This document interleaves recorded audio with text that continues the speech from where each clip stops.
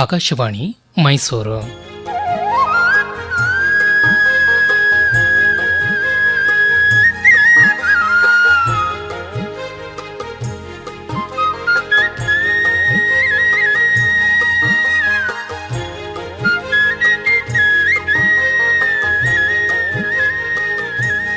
ಗಾದೆ ಗದ್ದುಗೆ ಗಾದೆ ಗದ್ದುಗೆ ಗಾದೆ ಗದ್ದುಗೆ ಗಾದೆ ಗದ್ದುಗೆ ಗಾದೆ ಗದ್ದುಗೆ.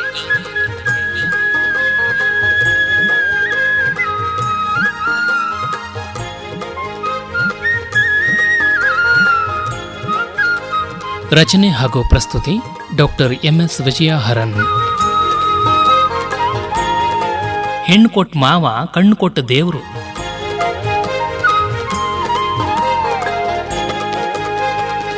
ಅಕ್ಕ ಅಕ್ಕ ಎಲ್ಲಿ ಹೋಗ್ಬಿಟ್ಲು ಈ ಅಕ್ಕ? ಭಾವ ಭಾವ, ಅರೆ ಇಬ್ಬರು ಮನೇಲಿಲ್ವಾ? ಬೆಳಗ್ಗೆನೆ ಎಲ್ಲಿ ಹೋದ್ರು? ಏನೋ ವಾಕಿಂಗ್ ಅಂತೇನಾದ್ರು ಹೋಗಿರ್ಬೇಕೇನೋ. ಏ ರಾಮು, ಏನೋ ಅದು ಒಬ್ಬನೇ ಗುಣಕೋತಿದ್ಯಲ್ಲ, ನನ್ನನ್ನು ಬೈತಾ ಇದೆಯಾ? ಅಕ್ಕ ಅಕ್ಕ ನಿನ್ನೆ ಯಾಕಕ್ಕ ನಾನು ಬೈಲಿ? ಅಲ್ಲ, ನೀನು ಭಾವ ಎಲ್ಲಿ ಹೊರಟೋಗಿದ್ರಿ ಬೆಳಗಾನ ಎದ್ದು?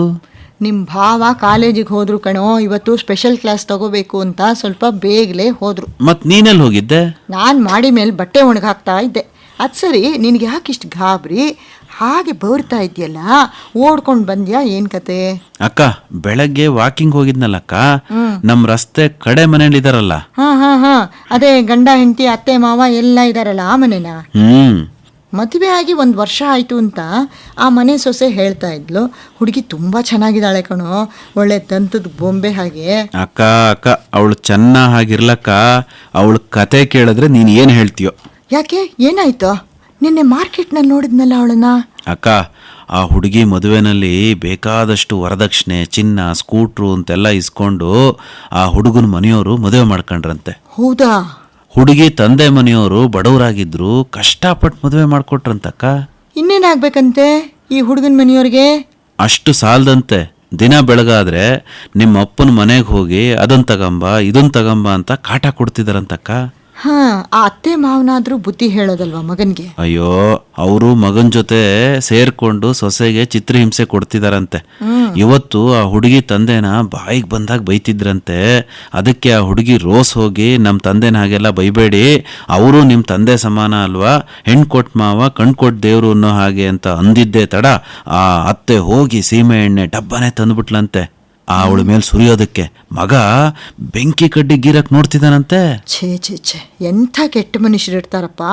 ಆ ಹುಡುಗಿ ಕತೆ ಏನಾಯ್ತು ರಾಮು? ಆ ಹುಡುಗಿ ತಪ್ಪಿಸ್ಕೊಂಡು ರಸ್ತೆಗೆ ಓಡ್ ಬಂದು ಇನ್ಯಾರ್ದೋ ಮನೆಯಲ್ಲಿ ನಡುಕ್ತಾ ಕೂತಿದ್ಲಕ್ಕ. ರಸ್ತೆ ಜನ ಎಲ್ಲ ಸೇರಿ ಆ ಹುಡುಗನಿಗೆ ಚೀಮಾರಿ ಹಾಕ್ತಾ ಇದ್ರು. ಪೊಲೀಸ್ ಕಂಪ್ಲೇಂಟ್ ಕೊಟ್ರು ತಾನೆ? ಕೊಟ್ಟಿದಾರಕ್ಕ. ಆದ್ರೂ ಆ ಹುಡುಗಿ ಮುಂದಿನ ಜೀವನ ಎಷ್ಟು ಕಷ್ಟ ಅಲ್ವಾ? ಸ್ವಲ್ಪ ದಿನ ಕಷ್ಟ ಆಗುತ್ತೆ ರಾಮು.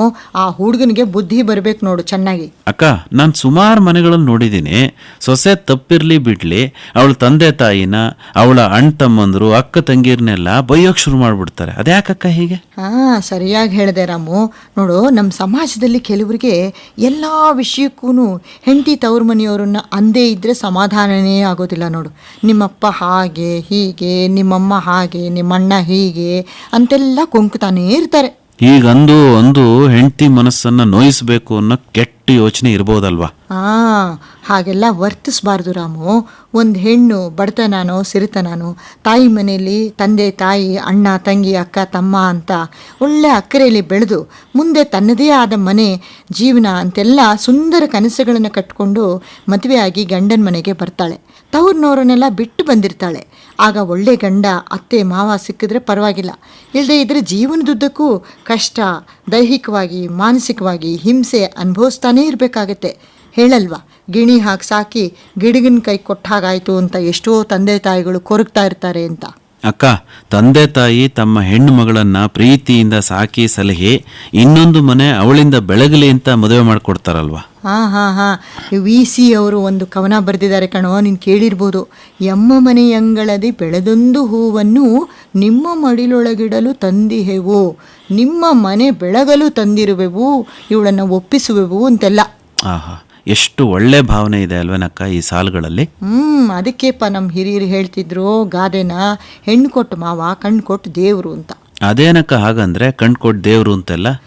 ರಾಮು, ಈಗ ಮನುಷ್ಯನ ಅಂಗಾಂಗಗಳಲ್ಲಿ ಕಣ್ಣು ಎಷ್ಟು ಮುಖ್ಯವಾದದ್ದಲ್ವಾ? ಮತ್ತೆ ಕಣ್ಣಿನ ಮೂಲಕ ಈ ಜಗತ್ತಿನ ಸುಂದರ ದೃಶ್ಯಗಳನ್ನ, ಪ್ರಕೃತಿ ಸಂಪತ್ತನ್ನ, ನೆಲ ಜಲ ಸಂಪತ್ತನ್ನೆಲ್ಲ ನೋಡ್ಬೋದಲ್ವಾ? ಮುಖ್ಯವಾಗಿ ನಾವು ಪರಸ್ಪರ ಮಾತಾಡುವಾಗ ನೋಡಿ ಕಣ್ಣಿನ ಭಾವನೆಗಳನ್ನ ವ್ಯಕ್ತಪಡಿಸ್ಬೋದಲ್ವಾ? ಹಾ, ಅದರಲ್ಲೂ ಕಪ್ಪು ಕಣ್ಣಿನ ಚೆಲುವೆ ಇದ್ಬಿಟ್ರಂತೂ. ಪ್ಲೀಸ್ ತಮಾಷೆ ಮಾಡ್ಬೇಡಕ್ಕ, ಈಗ ವಿಷಯಕ್ಕೆ ಬಾ. ಮನುಷ್ಯರಿಗೆ ಕಣ್ಣು ಎಷ್ಟು ಮುಖ್ಯನೋ ಹಾಗೆ ಒಂದು ಸಂಸಾರಕ್ಕೆ ಹೆಣ್ಣು ಅಷ್ಟೇ ಮುಖ್ಯ ಅಂತ. ಹೆಣ್ಣು ಸಂಸಾರದ ಕಣ್ಣು ಅಂತೆಲ್ಲ ಹೇಳ್ತಾರಲ್ವನಕ್ಕ? ಇಂಥ ಹೆಣ್ಣನ್ನ ಧಾರೆ ಎರೆದು ಕೊಟ್ಟಂತ ತಂದೆ ಮತ್ತೊಂದು ಕಣ್ಣು ಕೊಟ್ಟ ದೇವರಿದ್ದ ಹಾಗೆ. ಅಂದರೆ ಅವನು ಅಂತಹ ಒಳ್ಳೆಯ ಕೆಲಸವನ್ನ ಮಾಡಿದಾನೆ, ಇನ್ನೊಂದು ಮನೆ ಮನಸ್ಸು ಬೆಳಗೋದಕ್ಕೆ, ಇನ್ನೊಂದು ಮನೆಯಲ್ಲಿ ವಂಶಾಭಿವೃದ್ಧಿ ಆಗೋದಕ್ಕೆ ಅಂತೆಲ್ಲ ಇದರ ಹಿಂದಿನ ಅರ್ಥ. ಅಕ್ಕ, ಕಣ್ ಕೊಡೋದು ಅನ್ನೋ ಆಂತರಿಕ ಅರ್ಥದ ಜೊತೆಗೆ ಕಣ್ ಕೊಡೋದು ಅಂದ್ರೆ ಈ ನೇತ್ರದಾನ, ಅದು ಕೂಡ ತುಂಬಾ ಪವಿತ್ರವಾದ್ದಲ್ವಾ? ಖಂಡಿತವಾಗ್ಲೂ ರಾಮು, ಆ ಅರ್ಥ ತಗೊಂಡ್ರು ಕೂಡ ನೇತ್ರದಾನ ಮಾಡಿದಷ್ಟು ಉನ್ನತವಾದ ಕೆಲಸ ಮಾಡಿರುವ ತಂದೆ ದೈವ ಸಮಾನ ಅಂತ ತಿಳ್ಕೊಬಹುದಲ್ವಾ? ಅಕ್ಕ, ನೀನ್ ಹೇಳಿದ್ದೇನೋ ಸರಿ, ಆದ್ರೆ ಎಲ್ಲಾ ಹೆಣ್ಣು ಕೊಟ್ಟವರು ಒಳ್ಳೆಯವರಾಗೇ ಇರ್ತಾರ? ಅವ್ರು ಕೊಟ್ಟ ಹೆಣ್ಣು ಇನ್ನೊಂದು ಮನೆ, ಗಂಡನ ಮನೆನ ಯಶಸ್ವಿಯಾಗಿ ಸಂಸಾರದ ಕಣ್ಣಾಗಿ ಬೆಳಗ್ತಾಳೆ ಅಂತಾನೆ ಹೇಳಕ್ಕಾಗೋದಿಲ್ಲ ಅಲ್ವೇನಕ್ಕ? ತಾಯಿ ಮನೆಯವರು ಮಗಳ ಸಂಸಾರದಲ್ಲಿ ಅನಗತ್ಯವಾಗಿ ತಲೆ ತೂರಿಸೋದು, ಹೇಳ್ಕೊಡೋದು ಎಲ್ಲ ಮಾಡ್ತಾರಲ್ವಾ? ಹೌದು ರಾಮು, 5 ಬೆರಳೇ ಒಂದೇ ಸಮ ಇರೋದಿಲ್ಲ. ಇನ್ನು ಮನುಷ್ಯರ ಗುಣ ಸ್ವಭಾವಗಳು ಒಂದೇ ತರಹ ಇರುತ್ತಾ? ಏನೇ ಆಗಲಿ, ಗಂಡು ಹೆಣ್ಣು ಸಂಸಾರದಲ್ಲಿ ಅನುಸರಣೆಯಿಂದ, ಹೊಂದಾಣಿಕೆಯಿಂದ, ಪರಸ್ಪರರನ್ನು ಅರ್ಥ ಮಾಡಿಕೊಂಡು, ಹಿರಿಯರನ್ನು ಅರ್ಥ ಮಾಡಿಕೊಂಡು, ಪ್ರೀತಿ ಗೌರವಗಳಿಂದ ಬಾಳ್ವೆ ಮಾಡಬೇಕಾಗುತ್ತೆ ನೋಡು. ಆಗ ಹೆಣ್ಣು ನಿಜವಾಗ್ಲೂ ಸಂಸಾರದ ಕಣ್ಣು ಅನ್ನೋ ಗೌರವಕ್ಕೆ ಪಾತ್ರಳಾಗ್ತಾಳೆ ಅಲ್ವೇನಕ್ಕ? ಅಷ್ಟೇ ಅಲ್ಲ ರಾಮು, ಅಂತಹ ಹೆಣ್ಣು ಮಗಳನ್ನ ಇನ್ನೊಂದು ಮನೆ ಮತ್ತು ಮನಸ್ಸುಗಳನ್ನ ಬೆಳಗೋದಕ್ಕೆ ಕೊಂಟಂತಹ ತಂದೆ ಕೂಡ ದೈವ ಸಮಾನನಾಗ್ತಾನೆ ಅನ್ನೋದ್ರಲ್ಲಿ ಅನುಮಾನವೇ ಇಲ್ಲ ನೋಡು. ಅಕ್ಕ, ಭಾವ ಯಾವಾಗ್ಲಕ್ಕ ದೈವ ಮಾನವರಾಗೋದು? ನೀನು ಮನಸ್ಸು ಮಾಡಿದಾಗ. ಅಂದ್ರೆ ಇದಾಳಲ್ಲ ನನ್ನ ದತ್ತು ಪುತ್ರಿ, ಆ ಕಪ್ಪು ಕಣ್ಣಿನ ಚೆಲುವೆ. ಅಕ್ಕ, ನೀನ್ ಎಷ್ಟು ಒಳ್ಳೆಯವಳಕ್ಕ. ಓಹೋ, ಹೊಗಳೋದೆಲ್ಲ ಇರ್ಲಿ, ಈಗ ನಂಗೆ ಟೈಮ್ ಆಯ್ತು. ಮೊದಲು ಈರುಳ್ಳಿ ಎಲ್ಲ ಹೆಚ್ಚಿಕೊಡು, ಹಸಿಮೆಣಸಿನ್ಕಾಯಿ ಹಾಗೆ ಹೆಚ್ಚಿಕೊಡು, ಉಪ್ಪಿಟ್ಟು ಮಾಡ್ಬಿಡ್ತೀನಿ ಬೇಗ. ಹೋಗಕ್ಕ, ನಾನು ಹೆಚ್ಚೋದಿಲ್ಲ, ಕಣ್ಣಲ್ಲೆಲ್ಲ ನೀರು ಬರುತ್ತೆ ಕಣಕ್ಕ, ನಾನು ಓದ್ಕೋಬೇಕು. ಸರಿ, ಕಳ್ಳಿಂಗೊಂದು ಪಿಳ್ಳೆನೆವ ಅಂತ. ಹೋಗು, ನಿಜವಾಗ್ಲೂ ಓದ್ಕೋ.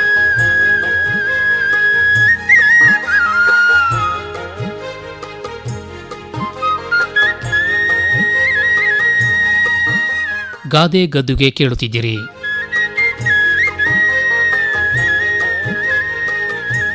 ರಚನೆ ಹಾಗೂ ಪ್ರಸ್ತುತಿ ಡಾಕ್ಟರ್ MS ವಿಜಯ ಹರನ್.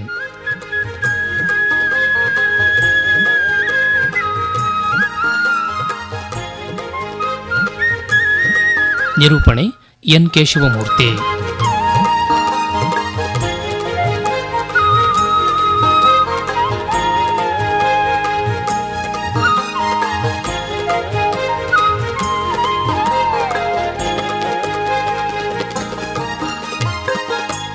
ಈ ಕಾರ್ಯಕ್ರಮ ಆಕಾಶವಾಣಿ ಮೈಸೂರು ಕೇಂದ್ರದಿಂದ ಮೂಡಿಬಂತು.